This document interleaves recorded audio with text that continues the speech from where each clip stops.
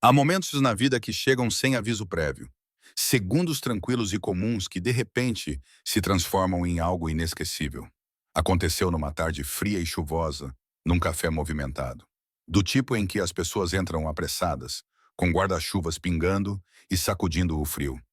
Ninguém notou a menina que estava parada logo à entrada, equilibrando-se desajeitadamente com uma perna protética, as muletas a tremer ligeiramente enquanto procurava um lugar para se sentar.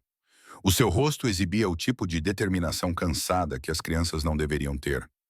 Ela tinha apenas cerca de 12 anos, com o cabelo preso num rabo de cavalo desarrumado e roupas que pareciam gastas por mais do que apenas o uso diário. Mas o que realmente chamou a atenção, não imediatamente, mas lentamente, como uma constatação que se instalava, era a solidão nos seus olhos. O seu nome era Mara, e ela andava há muito tempo, tanto na vida como no mundo literal fora do café. Ela só precisava de um lugar para se sentar. Só precisava de um momento para descansar.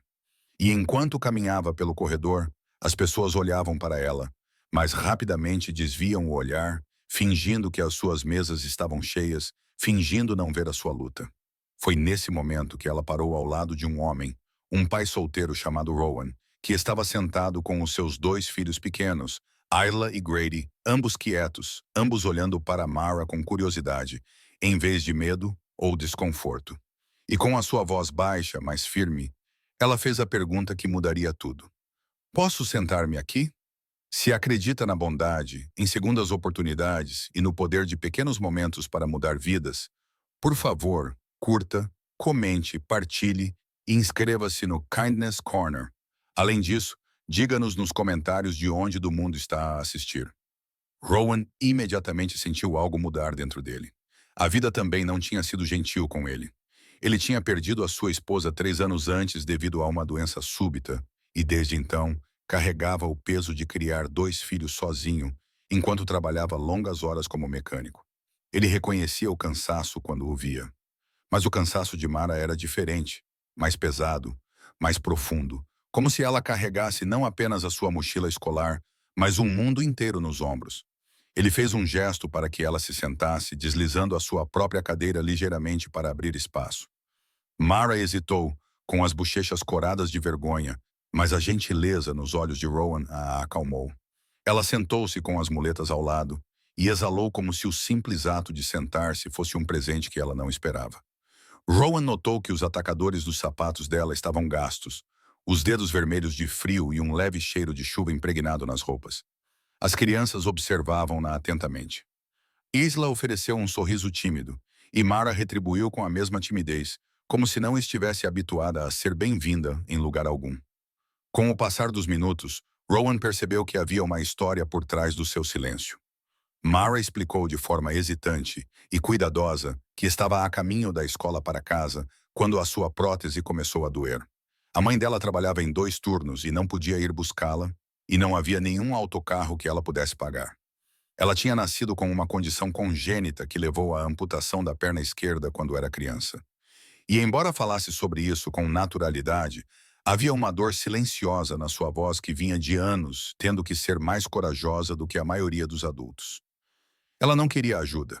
Disse que estava habituada a lidar com tudo sozinha. Mas hoje, algo dentro dela se quebrou. Ela só precisava de um espaço para respirar.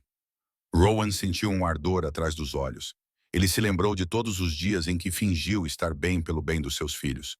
Os dias em que sorriu enquanto se partia por dentro. Mara estava a fazer isso agora, sorrindo não porque queria, mas porque não conhecia outra maneira de sobreviver. O café, quente e iluminado, envolvia-os como um abrigo do mundo exterior. Rowan decidiu, sem dizer em voz alta, que faria este momento valer a pena. Ele comprou-lhe uma sanduíche quente e chocolate quente, colocando-os gentilmente à sua frente. Mara congelou, sem saber se deveria aceitar. Rowan tranquilizou-a com um simples aceno de cabeça, e pela primeira vez desde que ela entrara no café, o seu rosto suavizou-se. Ela comeu devagar, como se estivesse a saborear não apenas a comida, mas a rara sensação de ser cuidada. Os seus filhos começaram a conversar com ela, perguntando sobre a escola, os passatempos e os autocolantes nas muletas dela. Mara respondeu com orgulho tímido. Cada pergunta retirava uma camada de solidão. Rowan observou a cena desenrolar-se e sentiu algo crescer dentro dele. Uma lembrança de como a bondade pode curar profundamente não apenas quem a recebe, mas também quem a oferece. Quando Mara terminou de comer, a atenção voltou-se para a sua expressão.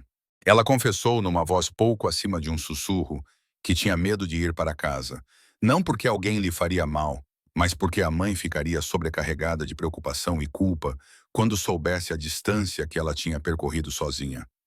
A mãe, Leonard, trabalhava sem parar desde que o pai de Mara os tinha abandonado. O dinheiro era escasso, as contas médicas pareciam não ter fim. E Mara muitas vezes fingia que não estava a sofrer para evitar aumentar o fardo da mãe. O peito de Rowan doía ao ouvir isso.